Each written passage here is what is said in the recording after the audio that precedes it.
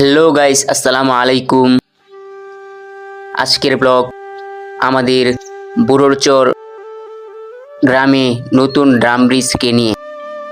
আমাদের এই বুড়োরচর গ্রামে অনেক দিন ধরেই দেখতে পাচ্ছি আমাদের এই ড্রাম ব্রিজ কিছুদিন নষ্ট হয়েছিল, এখন আবারও নতুন করে ঠিক করা হচ্ছে। আর যারাই এই ড্রাম ব্রিজ ঠিক করতেছে, আল্লাহ তাআলা তাদেরকে নেক হায়াত দান করুক। দোয়া করি তারা যেন সবসময় এরকমভাবে মানুষের পাশে থাকে।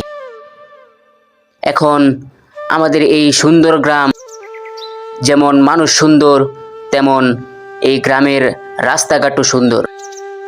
তেমনি এই গ্রামে রয়েছে নানান কৃষিকাজ, নানান ফসল। আর আমাদের মন ছুঁয়ে যায় এই ব্রহ্মপুত্র নদী।